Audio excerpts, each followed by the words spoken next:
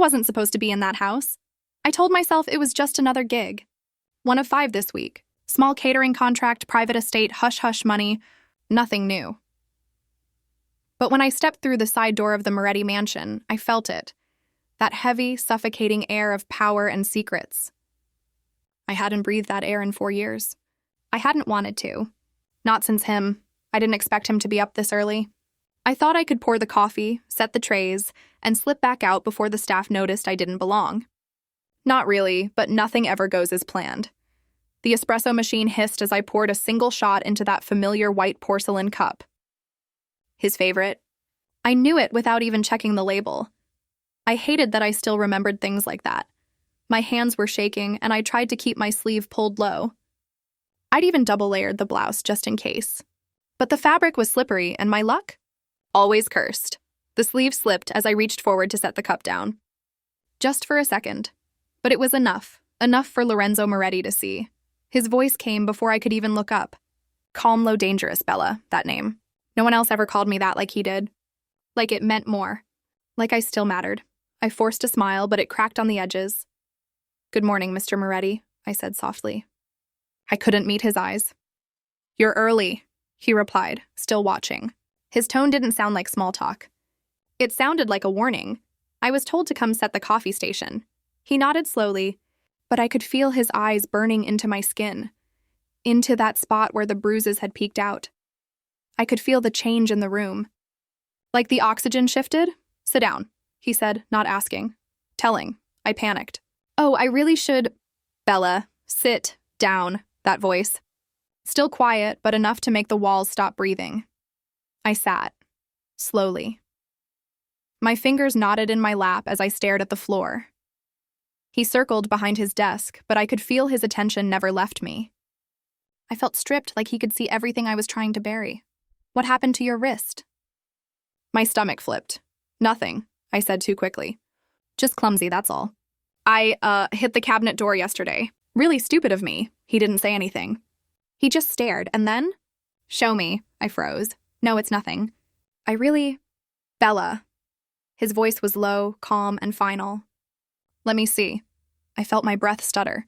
He wasn't asking because he wanted to know. He was already sure. I swallowed hard and slowly pulled up the sleeve. I couldn't stop my hands from trembling. The bruises were worse today. Darker, angrier. His jaw clenched, but he didn't say anything. "Not yet. Other arm too?" he asked. I hesitated, then nodded. He didn't look shocked. "Who did this?" I shook my head. "It's not— Bella, don't lie." I bit my lips so hard I tasted blood. I wanted to lie. God, I needed to lie. Because if I told the truth, if I let Lorenzo Moretti all the way back in, there'd be no going back. But I couldn't stop the whisper. My boyfriend. The word felt like poison in my mouth. I saw it, the shift in his eyes, cold, calculated, a silence so sharp it made the air sting. "Name, please," I said. "Don't do anything." "I'm handling it."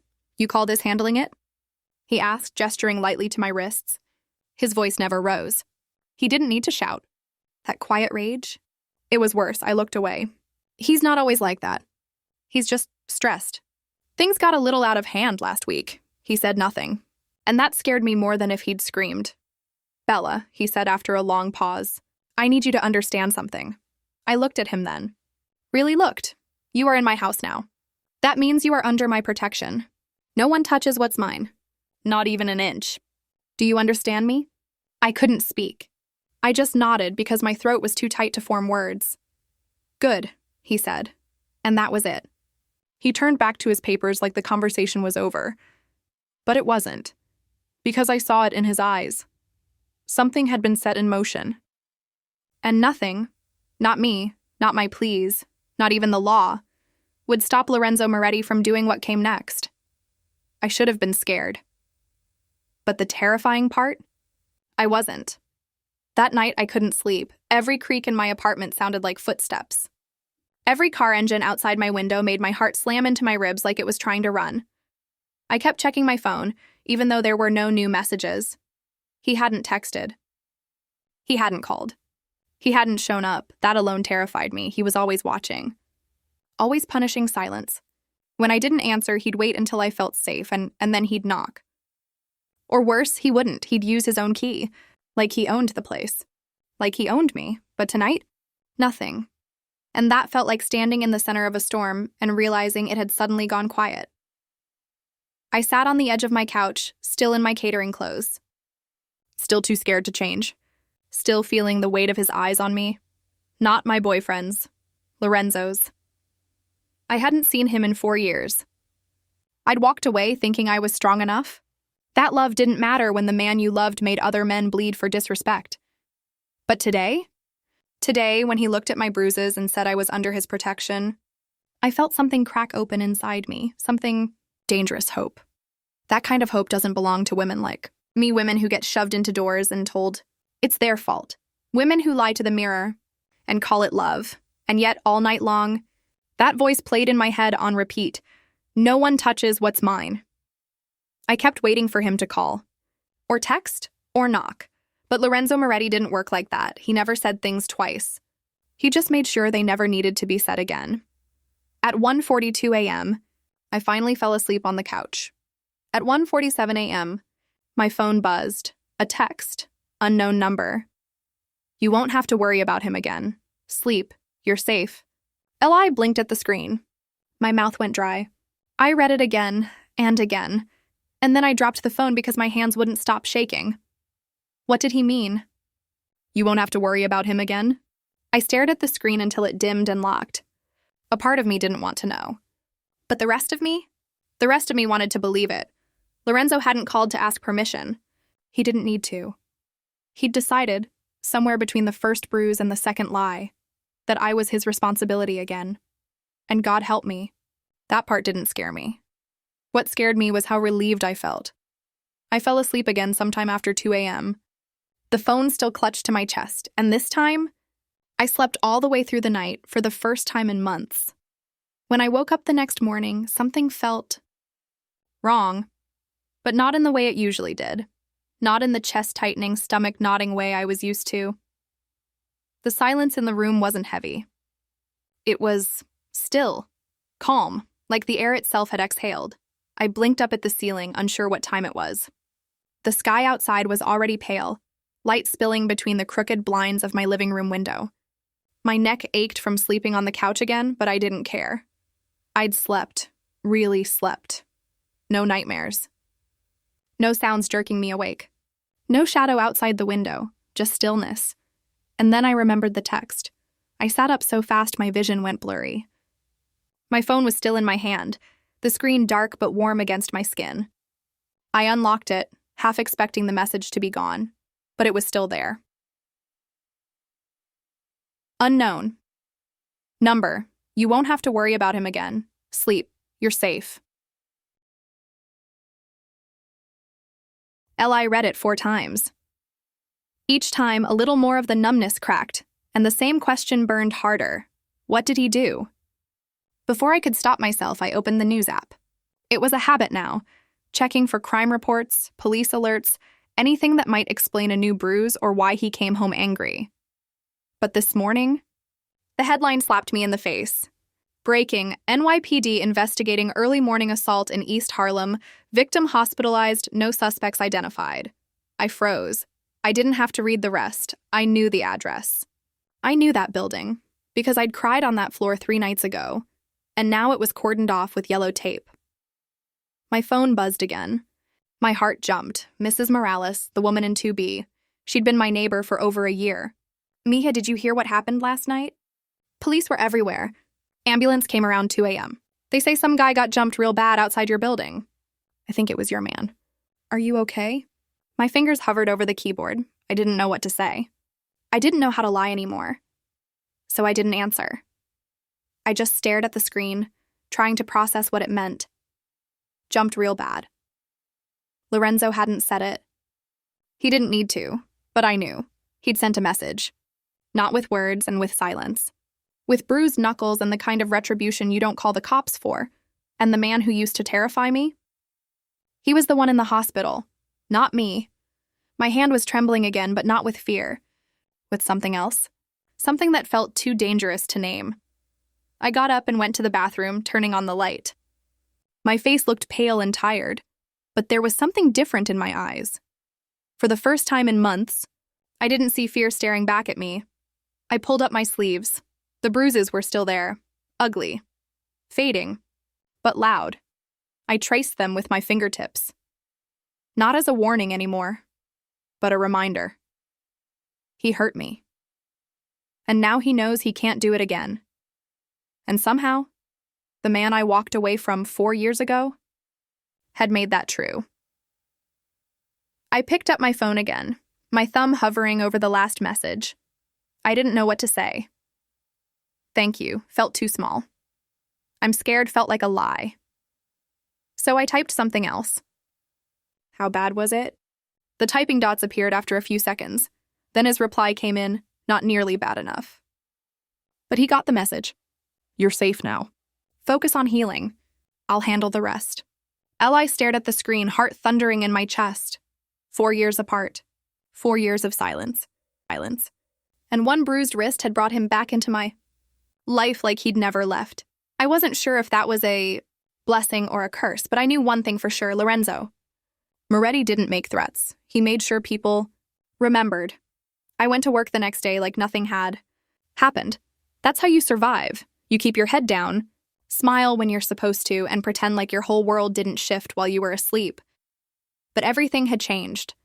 The bruises on my wrists were still there, but they didn't feel like handcuffs anymore. More like fading scars. I covered them out of habit, not fear. And when I walked into the Moretti estate kitchen, Mrs. Violetta, the head cook, actually smiled at me. "Morning, Isa," she said, flipping an omelet like the entire household wasn't probably buzzing with gossip. "Mr. Moretti's in his study. He asked for you specifically to bring his espresso." Of course he did. I swallowed the sudden knot in my throat and nodded. Sure, it felt stupid to be nervous. But as I carried the tray down the long, echoing hall, I could feel my pulse climbing up my throat. The last time I'd stepped into his office, I had begged him not to get involved. Now? I wasn't sure what I wanted. I knocked once. His voice came sharp and clear from the other side. "Come in." Lorenzo was behind his desk, sleeves rolled up, dark shirt open at the collar. He looked like sin and secrets poured into skin, and those eyes, sharp, unreadable, watching me like he already knew what I was thinking. "Good morning," I said quietly, placing the cup in front of him. My hands didn't shake this time. "You slept?" he asked, no small talk, no smile. I hesitated, then nodded. "Yeah, I did," he nodded once. Like that was the only answer he needed, but I could tell.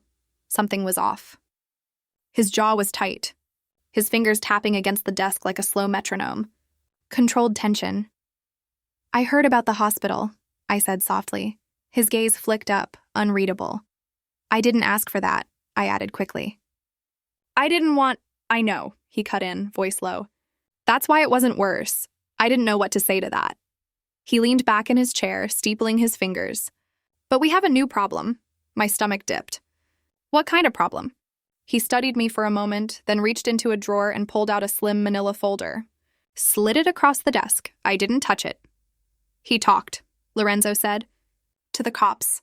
Not about what happened to him. He's not stupid enough to admit to that. But he's fishing. Dropping names. My name."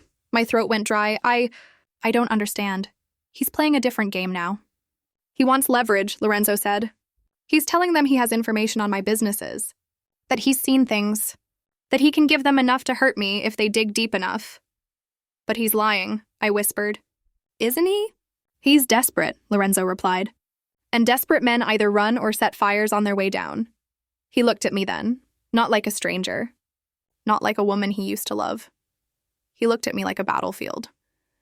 Something broken. Something he didn't want anyone else to touch. "Bella, I need to ask you something, and I need the truth." I nodded slowly.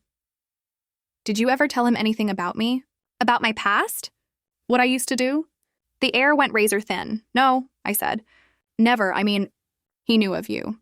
Everyone knows your name. But I never told him anything. Not even that we were—" His expression didn't change, but I could feel the heat behind his eyes. "He's bluffing," I added, firmer now. "He's trying to scare you. He's trying to hurt you because you hurt him." "He didn't need help hurting people," Lorenzo said coldly. "He just needed permission." He stood, pacing slowly behind his desk, and for the first time I saw it, the weight he was carrying. The rage was still there, quiet and deadly, but under it? He looked tired. "I'm not worried about the cops," he said.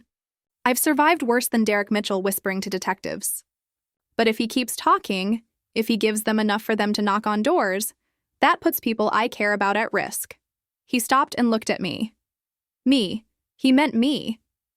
"You don't have to protect me," I said. "I'm not your responsibility." His stare didn't waver. "Yes, you are." My heart thudded once, hard and low. "Lorenzo." "I didn't do what I did to protect some ex-girlfriend," he said. "I did it because he hurt you. And when people hurt what's mine, I make sure they never forget it." I swallowed the lump rising in my throat. "So what happens now?" His eyes darkened. "Now, we watch him. We listen. And if he crosses one more line," he didn't finish the sentence, he didn't have to, because the way he said it, so calm, so certain. I knew that next time, it wouldn't be a hospital. The news broke before noon. I was in the pantry organizing dry goods when Mrs. Chun came flying in. Face pale, phone clutched in her hand like it had burned her. "Issa," she said, voice low and urgent. "You need to come with me. Now." I followed her without asking why, because something in her eyes said this wasn't a drill. This wasn't gossip or bad weather or even a kitchen emergency. This was something worse. We entered Lorenzo's study, and the second I saw his face, stone still, jaw tight, one hand curled into a fist against the edge of his desk, I knew. Derek did something. He didn't look up as I entered. Just nodded toward the TV on the far wall. The sound was muted, but the headline screamed loud enough. "Breaking. Victim's ex-girlfriend. Linked to known mob figure. Investigation underway." And right there, on the screen, was my face. A blurry picture from 2 years ago, taken on some forgotten night out. Hair down, laughing. My arm hooked through Derek's. The camera zoomed in. Sources claim Maria Ruiz, ex-girlfriend of Officer Derek Mitchell, was previously romantically involved with Lorenzo Moretti, alleged leader of the Moretti crime family, who has long been suspected of involvement in underground operations across New York. My ears were ringing. My mouth went dry. My knees felt like they might give out. I started, but the words fell apart in my throat. "I know," Lorenzo said quietly, still not looking at me. He reached for the remote, turned up the volume. "Law enforcement has not confirmed these connections, but an unnamed source claims that Ruiz's past involvement with Moretti may be connected to the recent assault on Officer Mitchell, who remains hospitalized with multiple injuries. Unnamed source, Derek, that coward, that snake. He couldn't prove anything, so he threw my name into the fire, hoping someone else would burn. Is this going to get me arrested?" I whispered, barely able to breathe. "No," Lorenzo said sharply. "It's going to get him killed. The room went so quiet, I thought I'd stopped hearing things." Lorenzo turned off the TV and faced me, finally.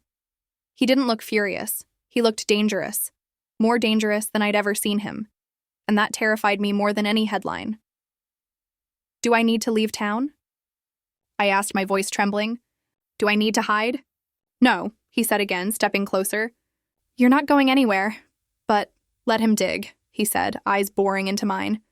"Let him tell the whole damn world who you used to belong to."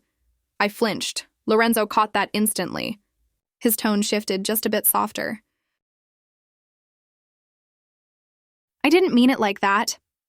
"You don't have to explain," I said, hugging my arms around myself. "I know what I am in all this. I know what this looks like, do you?" he asked. "Because it looks to me like a woman who tried to survive a monster and now has to suffer a second time just because she walked away." His hand hovered near my arm. Not touching, not yet. Waiting for permission. And for some reason, I gave it.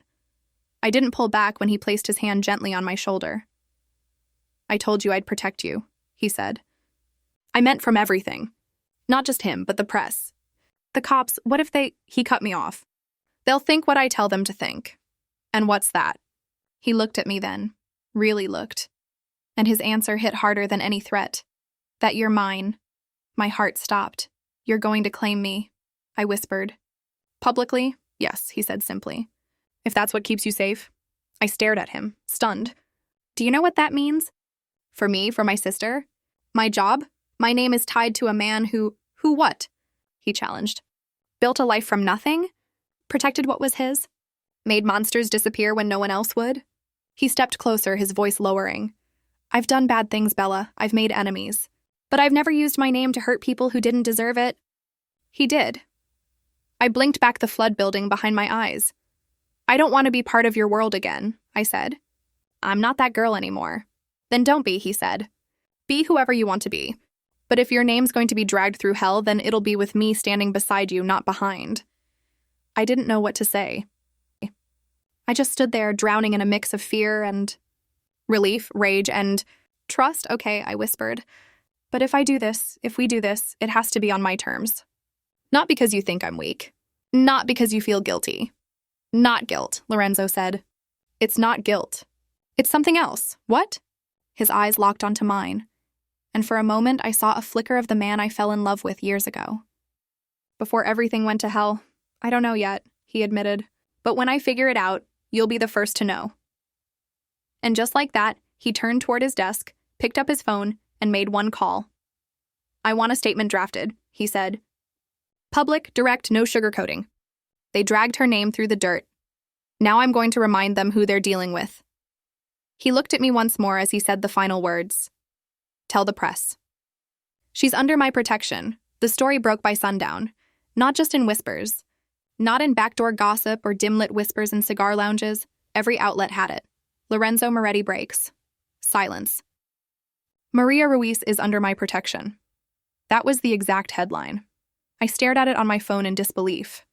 My name, full, legal, splashed across news feeds, blogs, even one of those stupid celebrity Instagram pages that always paired crime, stories with designer handbags and clickbait. It didn't matter that the picture they used of me was old and from a charity event, years ago when I still wore lipstick and believed in things like luck.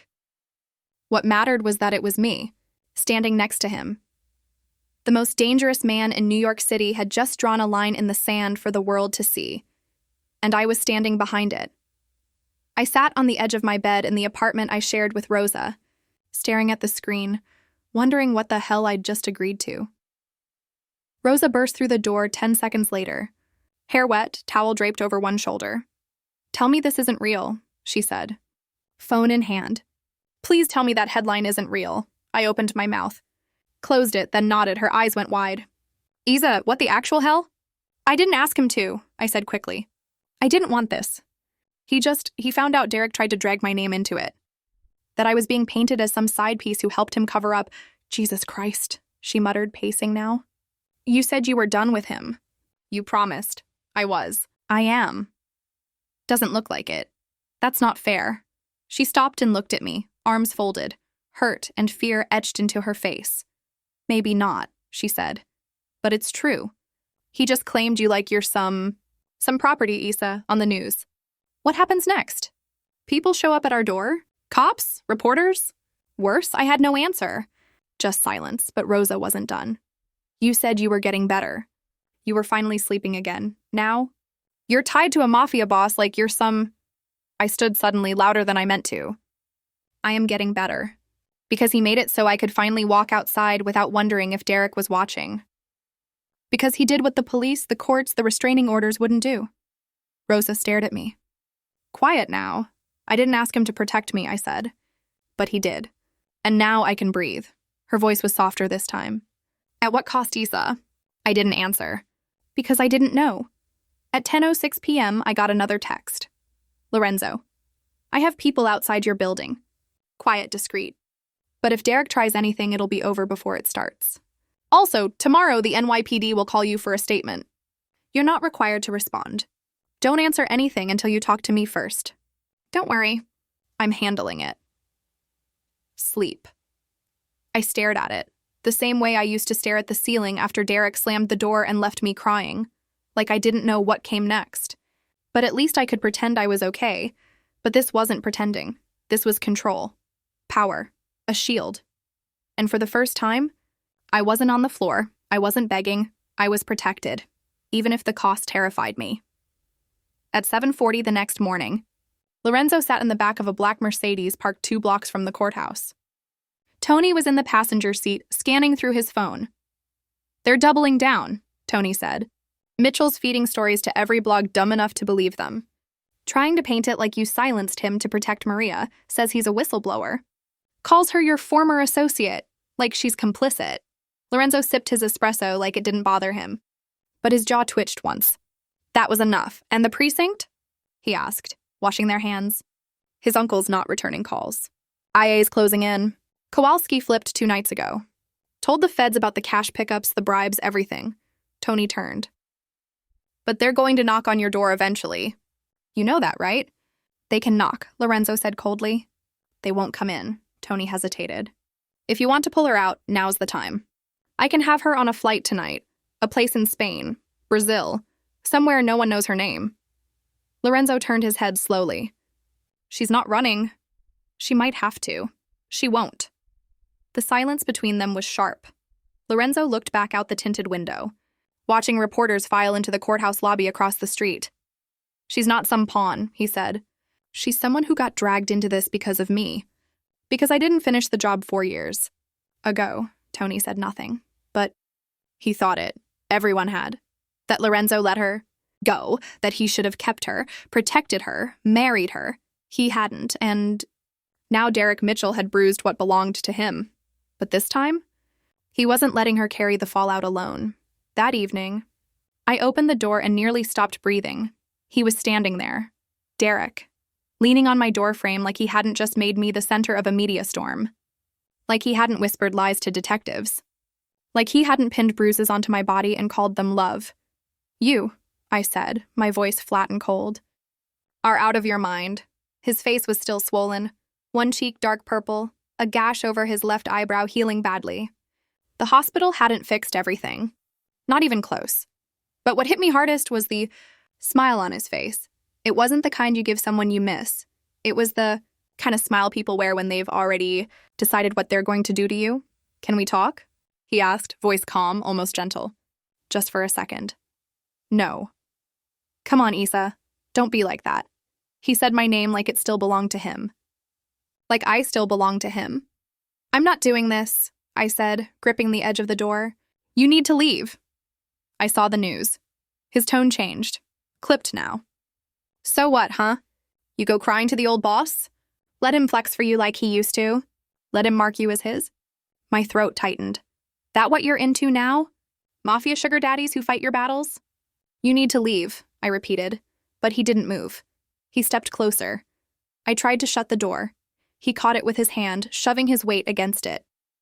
You think this is over? You think I'm just gonna crawl away and let you rewrite the story? You think he gets to erase me? My blood ran cold. I swear to God, Derek, or what? His smile twisted. You'll sick your little gangster boyfriend on me again? That all you are now? Some mafia pet? I snapped. Better a pet than a punching bag, he flinched. Barely. But I saw it. You ruined your own life, I said, keeping my voice low, controlled. You beat me. You stalked me. You dragged my name through the dirt to protect your ego. And now you're pissed because someone finally hit back harder than you could handle. Derek's jaw clenched. You think this is justice? No, I said. But it's close enough. He shoved the door harder, and that's when the red laser dot appeared on his chest. He froze. So did I. The light didn't move, centered directly over his heart. Then came the voice, calm, crisp, chilling. You move 1 inch, and I'll stop it beating. I turned. Lorenzo stood at the end of the hall. Black coat, black shirt, hands in his pockets like he hadn't just ordered the shadows to aim at a cop's chest. He looked like death with a conscience. Derek stepped back so fast he nearly tripped. Jesus, he breathed. You have snipers now? No, Lorenzo said, walking closer. I have loyalty. That's something you never learned. Derek raised both hands. This is illegal, Moretti. You're not a cop anymore, Lorenzo replied. You're just a man with a record, a bruised ego, and a death wish. Just a man with a record, a bruised ego, and a death wish. He reached into his coat. Derek flinched, but Lorenzo only pulled out a single envelope. I won't kill you, he said, but I'm going to finish what I started. He handed Derek the envelope. He hesitated. Took it. What is this? Your confession. What? Signed, dated, everything. We forged your signature. Matched it to old case files. You didn't even know we had them. Derek stared, stunned. We mailed copies to the right people, Lorenzo said. Not the police. Not the papers. Your enemies. Derek's color drained. You're going to disappear, Mitchell. You're going to vanish off the grid, move to Idaho, change your name, whatever the hell you want. But if you so much as breathe in her direction again? Lorenzo's eyes darkened. I won't need snipers next time. Derek's mouth opened, closed. Then he ran, literally turned and ran down the hallway. I stood there, the door still half open, heart still hammering in my chest, watching the man who used to control every moment of my life flee like a rat. And Lorenzo? He just stood there, silent, still, watching. Didn't say thank you, not yet. Just looked at him and finally, I let out the breath I'd been holding for months. The building felt different after that night, lighter, like the ghosts had packed up and left with Derek. I didn't hear from him again. No texts. No strange cars parked outside. No bruises blooming on my arms like warnings. He was gone. And not the kind of gone where you expect him to crawl back when the world forgets. The kind of gone that only Lorenzo Moretti could guarantee. I didn't know what that made me feel. Safe? Grateful? Terrified? All of it, probably. 3 days passed. Quiet, clean, and then, on a Friday afternoon that smelled like rain and sounded like peace, he came back. Not to the building, not to the estate. He came for me. I was leaving the coffee shop down the street when I saw the black Maserati pull up. Windows tinted, sleek, silent. He stepped out wearing charcoal gray, no tie, top button undone, like someone who didn't need to remind the world who he was. The world just knew, and yet when he looked at me, I didn't see the kingpin, the monster, the myth. I just saw the man, the one who used to bring me lemons from his mother's garden in Sicily, who kissed the backs of my knees like it meant something, who never once raised his voice at me, not even when I left. He didn't smile, but he didn't have to. You have a second? He asked. I nodded, not trusting my voice. We drove in silence. 10 minutes. 15. Not to the estate, not to a warehouse or restaurant or back room. He took me to the Brooklyn Bridge, parked nearby. Walked me out to the edge. The wind was sharp and cold, and he stood next to me like he'd rehearsed this. Maybe he had. I didn't come to apologize, he said finally. I don't regret what I did to him. I know, I said softly. He nodded once. But I do regret something else. I turned to look at him. I regret letting you walk away 4 years ago. I thought I was doing you a favor. Thought if I kept my world away from you, you'd have a better shot. He glanced out at the water. But you didn't get better. You just found a different kind of cage. My throat tightened. I thought I was being smart. So did I. Silence stretched between us like the skyline. Then he reached into his coat. Slowly. This time, and pulled out a single black velvet box. Not flashy, not dramatic, just simple, quiet, heavy. He opened it. No diamond, just a silver band with 2 engraved initials inside. LM plus MRI blinked. Lorenzo? I'm not asking for forever, he said. I'm not asking for promises. I know what I am. I know what I've done. His voice dropped lower. But if you want it, a place that's safe. A name that protects you. A life that never lets someone like him touch you again. He looked at me then. Eyes raw, real. Then I'm here. No games, no chains. Just me. I stared at the ring. At the man. At the world I'd tried to escape. But it wasn't a trap anymore. He wasn't the villain in this story. He was the one who showed up when everyone else ran.